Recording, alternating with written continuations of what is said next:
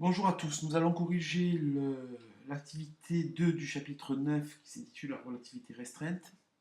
Alors, cette activité est une activité de pensée où vous avez un observateur O' se trouvant dans un référentiel R' lié à une fusée et un observateur O qui est sur la Terre et qui regarde la fusée s'en aller avec une vitesse V qui est une vitesse constante.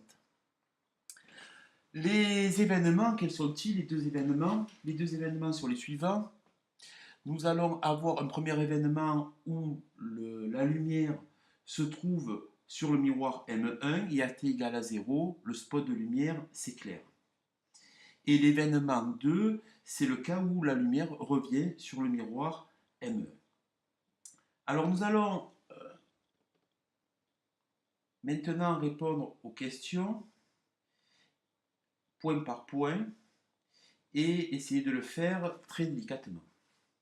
Alors, on va se placer dans le cadre du postulat d'Einstein, c'est-à-dire qu'on va considérer que la vitesse de la lumière est la même dans tous les référentiels, c'est-à-dire que dans le référentiel de la fusée, comme dans le référentiel sur la Terre, pour les deux observateurs, la vitesse de la lumière aura la même vitesse, V est égal à C. Donc le premier postulat d'Einstein, pour la question 1, c'est de dire que la vitesse de la lumière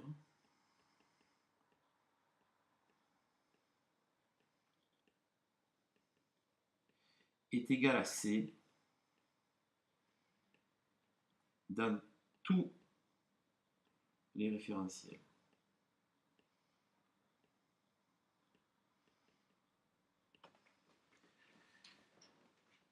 On va un petit peu regarder ce diaporama. Donc l'observatrice O et une horloge H sont dans le référentiel R, le référentiel terrestre, et on nous demande de répondre à la question quelle est la vitesse de l'horloge H mesurée dans le référentiel R par rapport à l'observatrice O.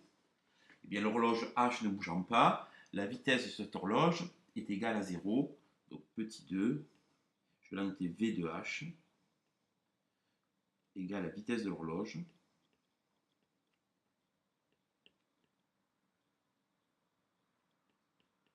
est égale à 0 mètres par seconde dans le référentiel terrestre.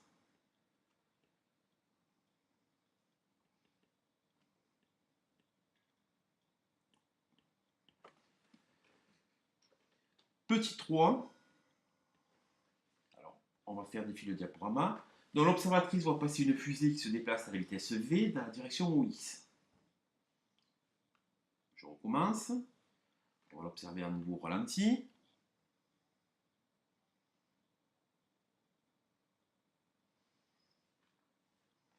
Et on nous demande d'observer la fusée et de répondre ainsi aux questions 3, 4, 5 et 6.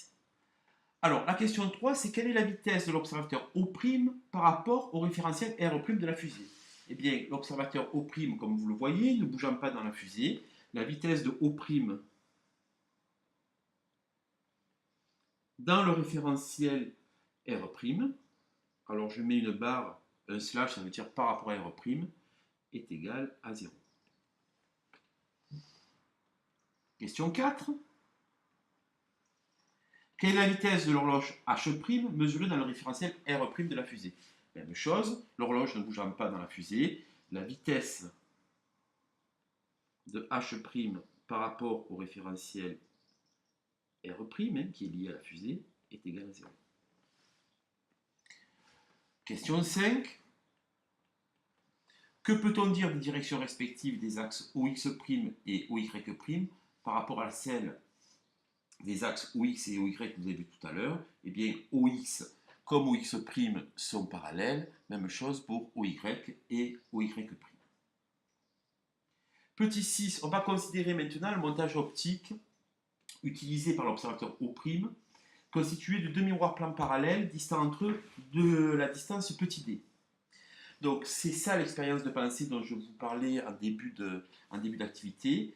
On va considérer les deux événements. Le premier événement, un rayon lumineux hein, se trouve une lampe torche, on va dire, hein, se trouve en M1 et on va émettre un rayon lumineux qui va faire un aller-retour. Donc l'événement 1, c'est on éclaire la lampe à t égale à 0, hein, se trouvant sur M1. Et l'événement 2, c'est lorsque le rayon lumineux se retrouve aussi sur le point, sur le miroir M1, c'est-à-dire lorsque le photon se retrouve sur le miroir M1, après avoir fait un aller-retour. Donc,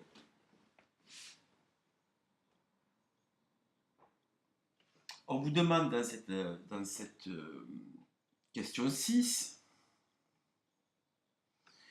d'exprimer en fonction de D et de C la durée delta prime, hein, la durée delta prime entre les deux événements que je viens de citer, mesurée pour l'observateur O', nécessaire au photon pour effectuer le parcours M1, M2, M1. Alors, je vais vous noter les deux événements. Donc, delta prime, c'est la durée entre les deux événements. Événement. Donc, événement 1,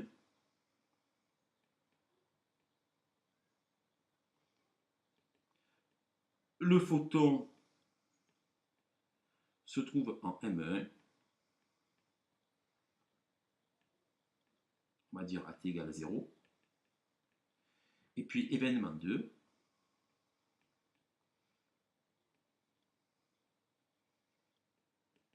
le photon se retrouve, après un aller-retour,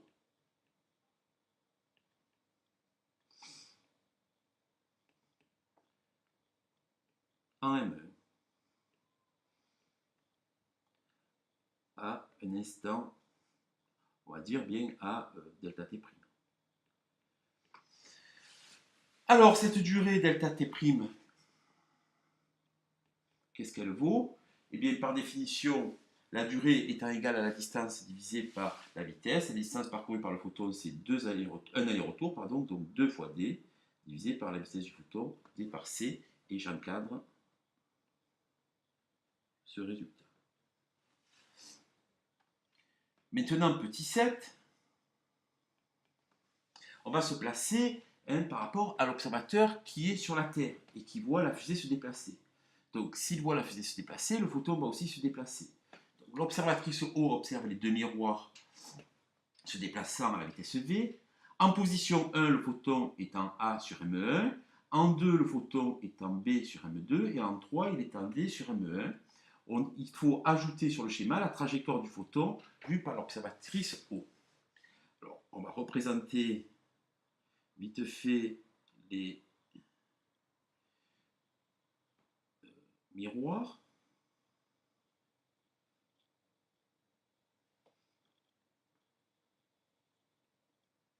Voilà. Et donc le photon au départ est ici. Et puis après un certain instant, il est là. Et puis après, à l'état final, l'instant final, il est en position D.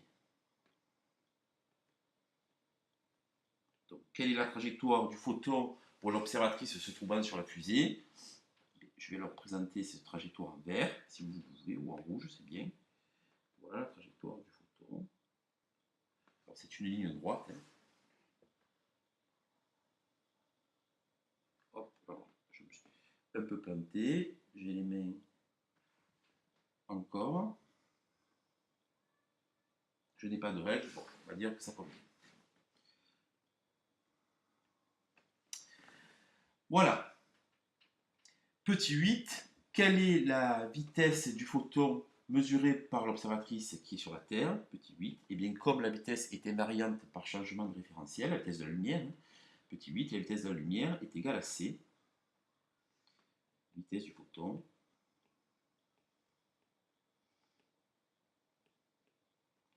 et c pour l'observatrice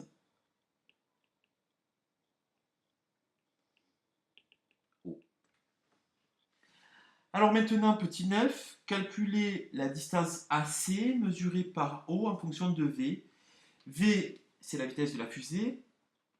et delta AC qui est la durée que met la fusée pour aller du point A au point C. On a le point C qui est ici. Alors, c'est très simple, bien entendu. La vitesse de la fusée V est égale à la distance parcourue par la fusée divisée par la durée du parcours.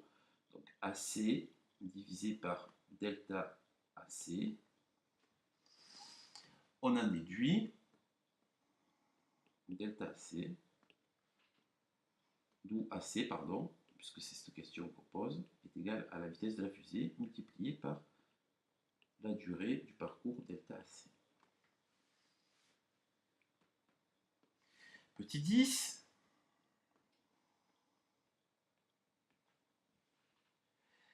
On vous demande de calculer la distance AB en fonction de V, de D et de delta AC. Alors ici, vous voyez qu'on a un triangle rectangle que je fais. Voilà. Alors on va utiliser le théorème de Pythagore en disant que AB au carré est égal à BC au carré plus AC au carré. Alors, ABC au carré, qu'est-ce que c'est? Eh bien, c'est la distance D au carré. Plus AC au carré, eh bien, AC au carré, on vient de trouver AC tout à l'heure, c'est la distance parcourue par la fusée pour aller au point A au point C, cette distance au carré, c'est donc V au carré multiplié par delta TAC au carré. Bien. Il faut avoir à l'esprit que AB est la distance parcourue par le photon pour aller du point A au point B. Cette distance parcourue par le photon, c'est donc AB, qu'est-ce qu'elle vaut? Eh bien, ça vaut la vitesse du photon, C, multiplié par la durée du parcours. Eh bien, la durée du parcours, c'est delta, hein, c'est la durée que met la fusée pour aller du point A au point C, donc c'est delta T AC, delta T AB qui est égal à delta T AC d'ailleurs. Voilà. Ça, je l'encadre puisque ça va me servir tout à l'heure.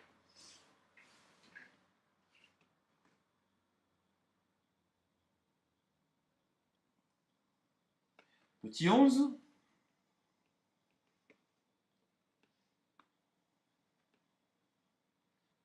Ah, voilà, ça serait mieux. Il faut exprimer la durée delta T mesurée pour l'observateur O, c'est-à-dire dans le référentiel terrestre, correspondant au trajet ABD du photon en fonction de delta T AC. Et ensuite, il va falloir établir une relation en fonction de V, de C, de delta T et de delta T'. Donc d'abord, on va faire la première partie de la question. On va exprimer la durée delta T mesurée par l'observateur O, okay, correspondant au trajet ABD du photon en fonction de delta T AC. Donc la durée pour l'observateur qui se trouve sur la Terre, hein, la durée entre ces deux événements, hein, le photon est au point A au départ, et puis après sur M1, et puis il a fait un aller-retour, ce photon, il se trouve au point D, toujours sur le miroir M1, et bien delta T, c'est égal à 2 fois delta T AC. C'est-à-dire que cette durée mise par le photon pour faire un aller-retour, hein, c'est la durée que met la fusée pour aller du point A au point D. Je passe à la deuxième partie de la question. On va établir alors une relation en fonction de V, de C, de delta T et de delta T'. Alors, il faut bien avoir à l'esprit que qu'est-ce que c'est que delta T et qu'est-ce que c'est que delta T'. J'espère que vous l'avez à l'esprit, mais je vais vous le rappeler. Donc, delta T est la durée de l'événement, des deux événements, pardon, aller-retour du photon, dans le référentiel de la Terre.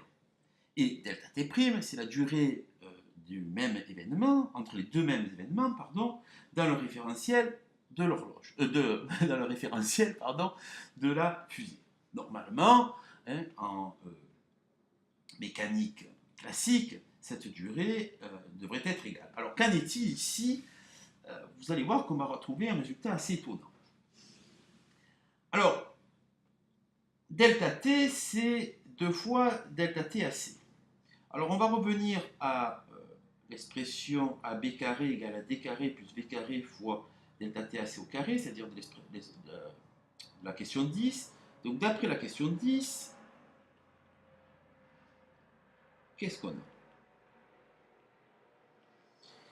Eh bien, on a AB carré, donc je l'ai dit tout à l'heure, AB carré, c'est la distance parcourue par le photon pour aller du point A au point B, donc c'est la vitesse du photon fois la durée que met la fusée pour aller du point A au point C. Donc AB carré est égal à C carré multiplié par delta T AC au carré. Et c'est égal à D carré plus V au carré multiplié par delta T AC au carré. Alors, delta T AC au carré, je vais le remplacer par delta T au carré sur 4. Pourquoi? Parce que, rappelez-vous que tout à l'heure, j'ai trouvé cette expression. Alors, ça peut vous paraître un petit peu long, mais quand vous referez les activités, vous verrez que, et si vous m'écoutez bien, vous verrez que tout cela, en fait, n'est que très facile. Alors, faisons ce petit remplacement. On a donc C carré, hop, oups, on va revenir. C au carré multiplié par delta TAC, c'est delta T carré sur 4, est égal à D carré. Alors D carré, je vais le remplacer grâce à cette expression que je viens d'obtenir, que j'ai obtenue à la question 6, pardon, c'est D carré, je vais le remplacer par delta T' au carré fois C carré sur 4. Donc c'est delta T' au carré fois C au carré sur 4. Plus V au carré fois delta T à C, delta T au C au carré, pardon, c'est delta T au carré sur 4. Alors on voit que les 4 s'en vont, allons un petit peu plus vite. Je vais mettre delta T en facteur. J'ai donc C carré fois, alors delta T au carré est égal à C carré fois delta T' au carré plus V carré fois delta T au carré. Alors, delta T au carré, facteur de quoi? De C carré moins V carré, est égal à C au carré fois delta T' au carré.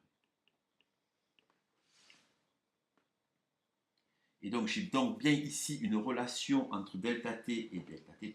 Je vais aller un petit peu plus loin.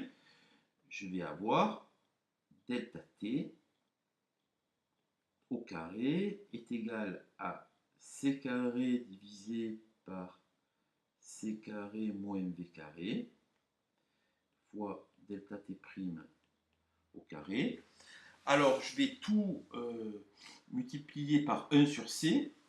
Je peux donc dire que delta T au carré, je vais très doucement, est égal à 1 divisé par, oula, je la tremblote, divisé par 1 moins V au carré sur C carré multiplié par delta T' au carré. Comme ça, je fais apparaître un facteur bien connu. Et d'où le résultat final, delta T est égal à delta T' 1 sur racine carrée de 1 moins V carré sur C carré multiplié par delta T'. Et je l'encadre.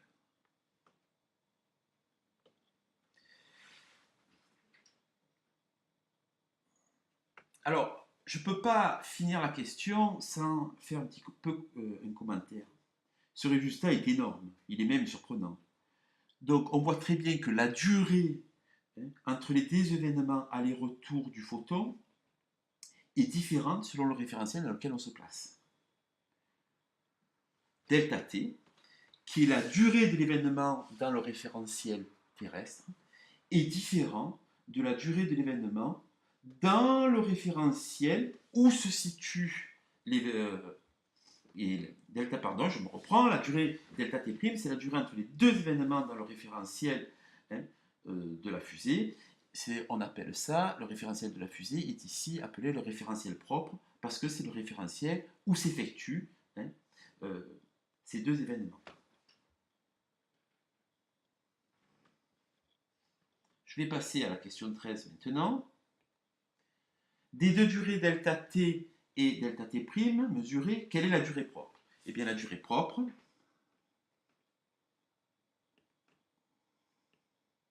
c'est delta t', puisque c'est la durée hein, où s'effectuent les deux événements dans le référentiel propre. Le référentiel propre étant ici le référentiel où s'effectue l'événement, c'est-à-dire le référentiel de la fusée. Question 14.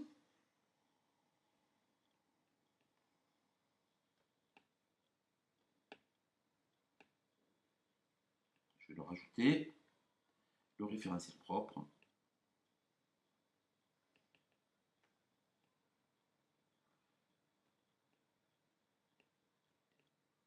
Et le référentiel de la fusée.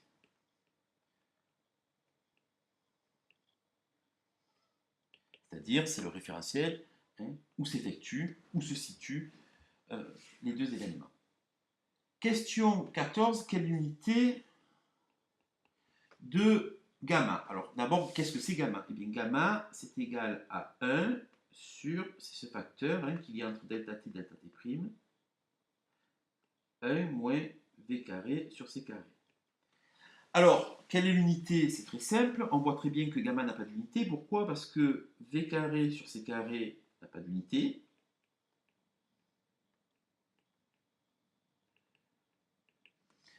Puisque v sur une vitesse n'a pas d'unité. 1 moins c n'a pas d'unité. Et 1 sur ac carré de tout ça, de 1 moins v carré sur c carré, n'a pas d'unité. Donc gamma est un facteur sans unité.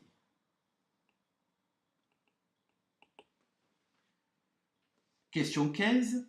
Comparer gamma avec le nombre 1. Alors ça, c'est une question qui est quand même assez importante. Eh bien, quoi qu'il arrive, on sait que v, la vitesse de la fusée, hein, on sait qu'on ne peut pas dépasser la vitesse de la lumière. Donc v est inférieur à c.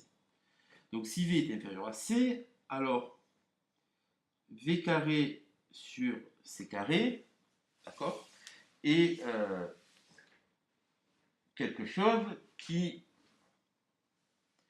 est inférieur, j'espère que vous le est inférieur à 1. Donc 1 moins v carré sur c carré, ok, c'est 1 moins quelque chose qui est positif et inférieur à 1, hein.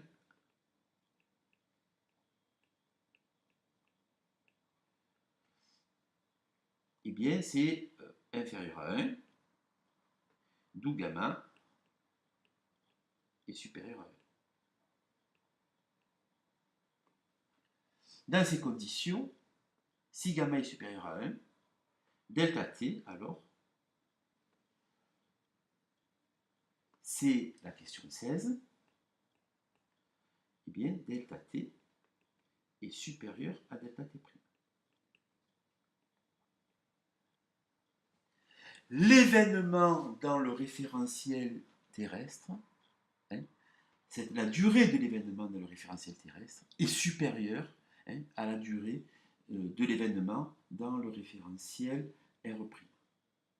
Et ça, c'est incroyablement important. La durée entre les deux événements aller-retour n'est pas la même que l'on se place dans le référentiel propre, c'est-à-dire le référentiel de la fusée, ou dans le référentiel terrestre, et il est toujours inférieur dans cette durée est toujours inférieure dans le référentiel propre.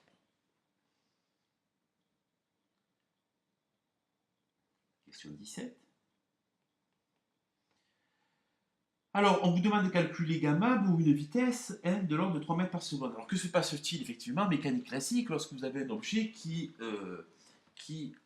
a une vitesse à 3 mètres par seconde? Est-ce que la durée entre deux événements pour un objet ayant une vitesse à 3 km par seconde hein, est différente suivant les référentiels? C'est ce qu'on vient, bien entendu, de voir dans cette activité.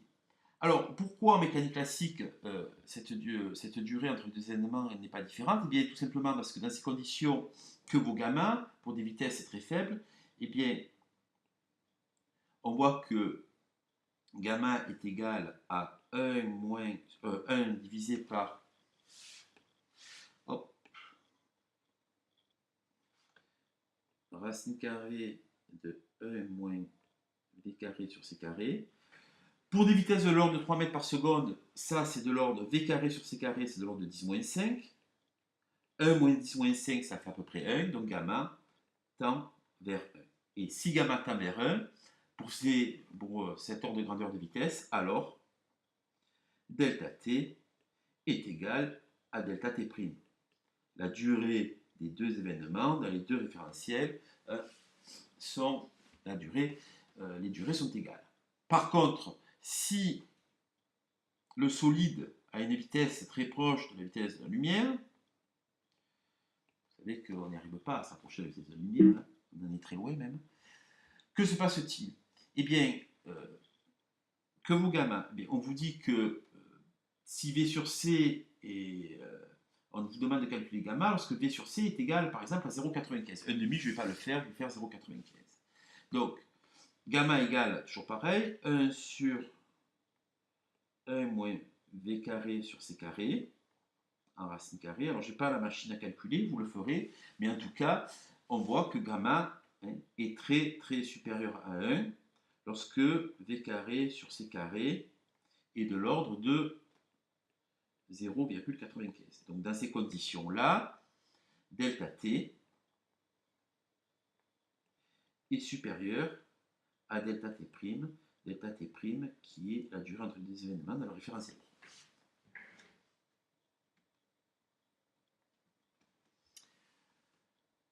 La question 19 et la question 20, je vous la laisse faire, vous réfléchirez, elle est très simple. Je vous remercie, à très bientôt.